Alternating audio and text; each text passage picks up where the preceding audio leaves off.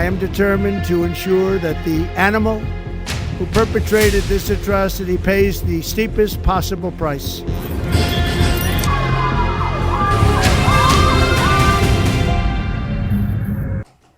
नमस्कार, न्यूज 18 का digital platform देख रहे हैं आप और मैं हूं आपके साथ दिव्या सिंह। अमेरिका की राजधानी वाशिंगटन में तैनात वेस्ट वर्जीनिया नेशनल गार्ड के 2 सदस्यों को बुधवार को व्हाइट हाउस से कुछ ही दूरी पर गोली मार दी गई है। मामले पर FBI निदेशक काश पटेल और वाशिंगटन की मेयर म्यूरियल बोसर ने कहा है कि गार्ड के सदस्यों को गंभीर हालत में अस्पताल में भर्ती कराया गया है। मेयर बोसर ने इसे टारगेटेड अटैक बताया है, जिससे सुरक्षा एजेंसियों की चिंता और भी ज्यादा बढ़ गई है। Two of our brave members of the National Guard and the Department of War were brazenly attacked in a horrendous act of violence. They were shot. They're in critical condition. As you can see behind me, we have assembled the full force of both the federal and state and local law enforcement agencies to bring bear all of our resources to make sure we find the perpetrators responsible for this heinous act. And make no mistake, they will be brought to justice. घटना के तुरंत बाद FBI और स्थानीय police ने संयुक्त रूप से जांच शुरू कर दी है। FBI निदेशक काश पटेल ने बताया है कि घायल सैनिकों का समय पर इलाज किया गया है। एक संदिग्ध को भी गोली लगने के बाद पकड़ा गया है और उसकी जान को फिलहाल कोई खतरा नहीं है। रिपोर्ट के मुताबिक बताया यह जा रहा है कि वाशिंगटन DC में 2 नेशनल गार्ड सदस्यों पर गोली चलाने वाले संदिग्ध की पहचान 29 वर्षीय अफगान नागरिक रहमानुल्लाह के रूप में इसकी पहचान की गई है। एजेंसियां ये पता करने में जुटी हुई है, पता करने की कोशिश कर रही है कि यह हमला जानबूझकर सैनिकों को निशाना बनाकर किया गया था। इसके अलावा मामले की जांच आतंकवादी हमले के एंगल से भी की जा रही है। सोशल मीडिया पर वायरल हो रहे वीडियो में EMT टीम घायल सैनिकों को CPR देते हुए दिखाई दे रही थी। फुटपाथ पर खून के निशान और टूटा हुआ कांच साफ दिख रहा था। घटना के कुछ ही मिनटों में बड़ी संख्या में पुलिस, फायर डिपार्टमेंट और हेलीकॉप्टर मौके पर पहुंच गई। मामले पर एक चश्मदीद ने बताया है कि गोलीबारी की वजह से पूरे इलाके में हड़कंप मच गया था। वाशिंगटन DC में नेशनल गार्ड की तैनाती पिछले महीने से राजनीति का एक बहुत बड़ा मुद्दा बनी हुई है। अगस्त में 300 से ज्यादा सैनिकों को शहर में तैनात किया गया था, जिसमें से कई वापस लौट चुके हैं। हाल ही में 160 सैनिकों की तैनाती बढ़ाने का फैसला किया गया था और इसी दौरान ट्रंप प्रशासन ने DC पुलिस को संघीय नियंत्रण में लेने का आदेश भी दिया था, जिसे अदालत में चुनौती दी गई थी। वही घटना पर राष्ट्रपति डोनाल्ड ट्रंप ने सोशल मीडिया पोस्ट में लिखा था कि जो भी सैनिक पर वॉर करेगा उसे इसकी भारी कीमत चुकानी पड़ेगी। इसके अलावा उपराष्ट्रपति JD वेंस ने भी चिंता जताते हुए कहा कि हम सभी को प्रार्थना करना चाहिए। हमारे सैनिक इस देश की ढाल हैं। यह हमला गंभीर चेतावनी है। We will secure our capital. We will secure our cities. In fact, this happened just steps away from the White House. It will not stand.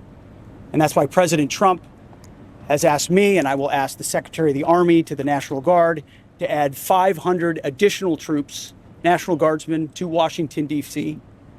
This will only stiffen our resolve to ensure that we make Washington, D.C. safe and beautiful. The drop in crime has been historic. The increase in safety and security has been historic.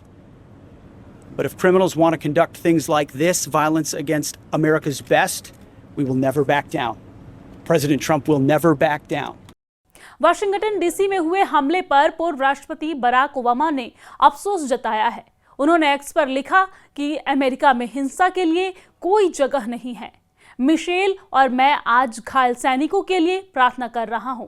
उनके परिवारों के प्रति अपना प्यार व्यक्त करते हैं, क्योंकि वो इस बेहद दुखद परिस्थितियों में हैं। अमेरिकी राष्ट्रपति डोनाल्ड ट्रंप ने वाशिंगटन DC में व्हाइट हाउस के पास नेशनल गार्ड के 2 जवानों पर गोलीबारी को आतंकवादी घटना कहा है। ट्रंप ने कहा है कि यह घिनौना हमला बुराई, नफरत और आतंक का काम था।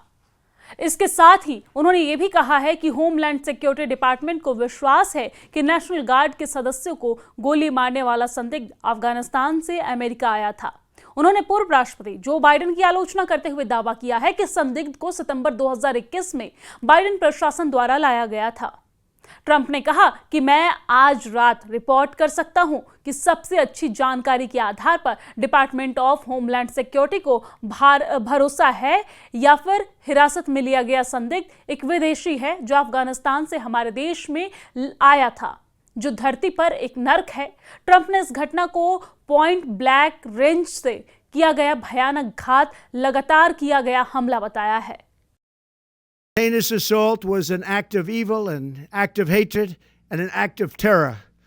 It was a crime against our entire nation. It was a crime against humanity. I can report tonight that based on the best available information, the Department of Homeland Security is confident that the suspect in custody is a foreigner who entered our country from Afghanistan, a hellhole on earth. He was flown in by the Biden administration in September 2021 on those infamous flights that everybody was talking about. No country can tolerate such a risk to our very survival. We must now re-examine every single alien who has entered our country from Afghanistan under Biden, and we must take all necessary measures to ensure the removal of any alien from any country who does not belong here or add benefit to our country. I am determined to ensure that the animal who perpetrated this atrocity pays the steepest possible price.